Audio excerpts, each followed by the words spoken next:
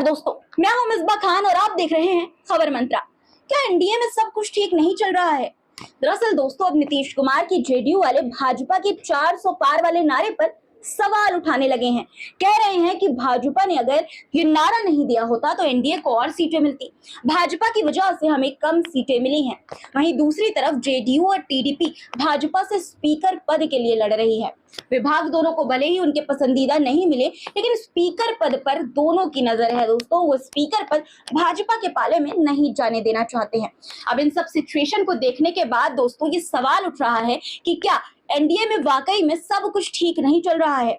खबर दिखाती हूं आपको दोस्तों कि जेडीयू नेता ने भाजपा के 400 पार के नारे की वजह से एनडीए को कम सीटें मिलने का किस तरह से जिम्मेदार ठहराया है। देखिए आपकी स्क्रीन पर हिंदुस्तान की खबर है, जिसमें जदयू नेता का जो बयान लिखा है उससे साफ तौर पर भाजपा के नारे को लेकर जो एनडीए के सहयोगी दलों में असंतोष है, अब वो बाहर आता नजर आ रहा है। एनडीए के सहयोगियों की भाजपा के 400 पार से जो नाराजगी है वो नजर आ रही है दोस्तों साफ तौर पर।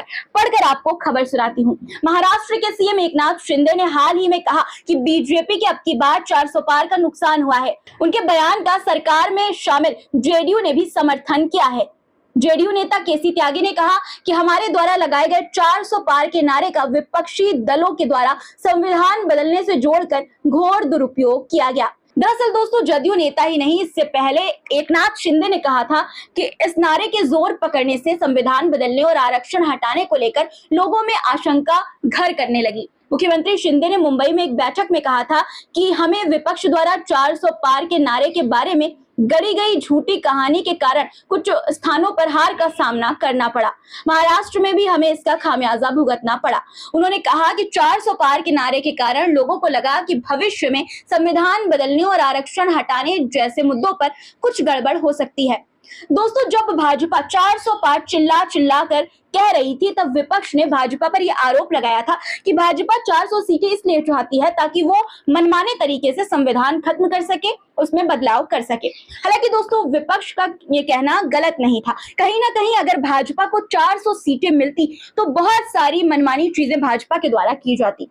खैर, अब भाजपा के इस 400 पार के नारे की वजह से जो नुकसान एनडीए को हुआ, उसे लेकर खुलकर एकनाथ शिंदे और जदयू नेता बोल रहे हैं, जो कहीं ना कहीं इस बात की तरफ इशारा भी करता है दोस्तों कि किसी ना किसी बात को लेकर एनडीए के सहयोगी दलों में नाराजगी तो है। सब कुछ बिल्कुल स्मूथली परफेक्ट नहीं चल रहा है जैसा कि दिखाया जा रहा है, ये दिखाने की कोशिश की जा रही है।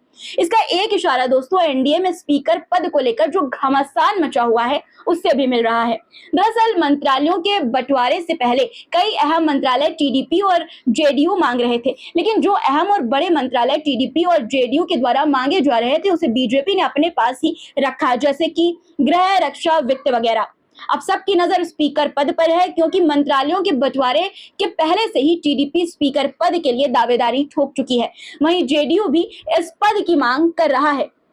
हो सकता है दोस्तों कि मनचाहा मंत्रालय न मिलने पर भी इसलिए चंद्रबाबू नायडू और नीतीश कुमार चुप हो कि मंत्रालय नहीं तो स्पीकर पद मिल जाएगा।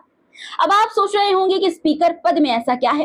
दरअसल टीडीपी नेता एन चंद्रबाबू नायडू और जेडीयू नेता नीतीश कुमार को लगता है कि अगर उनकी पार्टी में तोड़फोड़ की कोशिश होगी तो स्पीकर पद उस समय जीवन बीमा होगा। लोकसभा में सीटों के गुणागणित को देखें तो स्पीकर का पद इस बार अहम हो गया है, क्योंकि स्पीकर किसी भी सदस्य की अयोग्यता पर फैसला लेता है। इसके अलावा अविश्वास के दौरान स्पीकर की भूमिका बेहद महत्वपूर्ण हो जाती है, इसलिए एनडीए के दल इस पद पर नजर गड़ाए हुए हैं। दोस्तों, 1999 में वाजपेयी सरकार के गिरने में स्पीकर पद ने ही महत्वपूर्ण भूमिका निभाई थी। दरअसल 1999 में अटल बिहारी वाजपेयी सरकार कई अन्य पार्टी नेताओं के समर्थन के आश्वासन के बावजूद लोकसभा में विश्वास मत हारने के बाद गिर गई थी। सिर्फ एक वोट से वाजपेयी सरकार के भाग्य का फैसला हो गया था और लोकसभा अध्यक्ष की शक्ति का पता चल गया था। स्पीकर का वोट अटल बिहारी वाजपेयी सरकार को नहीं गया था, जिसके कारण एक वोट की कमी से सरकार गिर गई थी।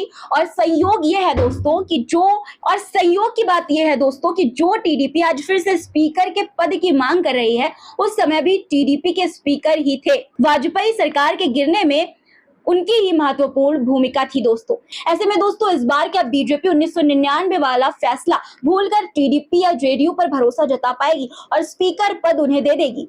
ऐसे आसार तो नहीं लगते हैं, क्योंकि जिस भाजपा ने डिमांड की मंत्रालय ना देकर पहले ही ये संकेत दे दिया हो दोस्तों कि सहयोगी जरूरी है पर मजबूरी नहीं, वो भाजपा स्पीकर का पद देकर खुद ही तलवार पर पैर नहीं रखेगी। लेकिन दोस्तों अगर नहीं देती है तो एनडीए के घटक दल और किंग मेकर नीतीश और नायडू की नाराजगी, असंतोष बढ़ती चली जाएगी। ऐसे में वो अपना सहयोग कब हटा ले, हाथ कब खींच ले, इसका भी बीजेपी को डर है। वैसे दोस्तों आपको क्या लगता है, क्या भाजपा की सरकार 5 साल बिना किसी हंगामे के चलेगी, या नीतीश और नायडू बिना किसी डिमांड 5 साल तक इसी तरह से एनडीए का साथ देंगे?